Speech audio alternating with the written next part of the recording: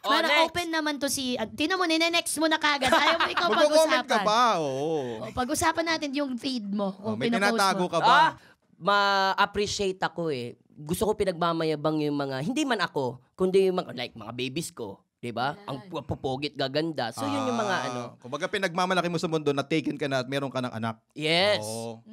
Yung mga lalaking malihim sa ganyan, pwede na... Nakaka-red flag energy. Oo, baka may iba pa na babae sumasideline pa sa iba paggabi, di ba? Correct. Pero basta hindi ako yun, papadudot In our line of work, we have to be careful sa mga posting. Especially yung mga partner natin na wala sa loob ng industriya natin. Kasi they don't understand na yung buhay natin nakikita ng lahat. Correct. So minsan pinoprotect lang din natin sila. Ayaw nating i-post sila kasi baka either matanong tayo ng napakarami, ma-invade ang privacy. May ganun ding rason. Pero yung sa'yo parang feeling ko hindi talaga. Parang meron na. Ay! Charis lamang.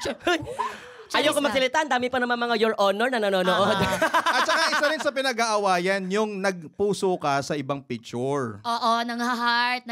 Pero ako kasi, pag may dumadaan, genuinely natawa ko or nagandahan ka. Nagandahan ako, hindi ko nga natitignan kung sino yung nag-post, basta na lang basta natawa ka. Parang reaction na organic, ganyan. Pero sa ibang selosang ka-partner, awa yun. True, lalo na kung 100 ng puso. Oo, correct. Lahat na lang, lahat. Isang Tapos puso lahat pero nakatupis tinadtad mo. pa. Lahat 2016 pa tong nakatupis Baka nila-heart ko to. Ano ginawa ko niya?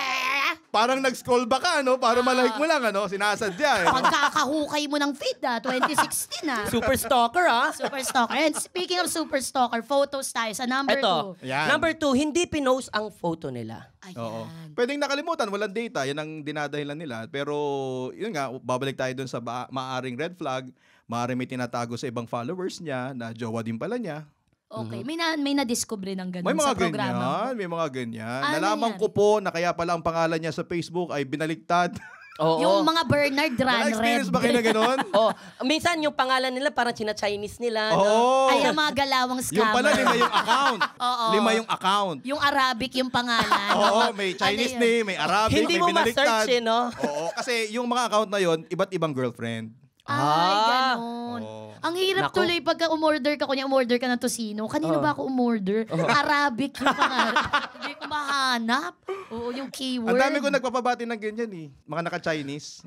So, paano mo siya pinabate? Pakilagay naman po yung totoong pangalan. Hindi ko po maintindihan. Ang malupit pa nun, ganun yung pangalan, pero Tagalog yung kino-comment nila, no? Mga nasa Pogo yata. Ha? Pag-usapan na. Shh.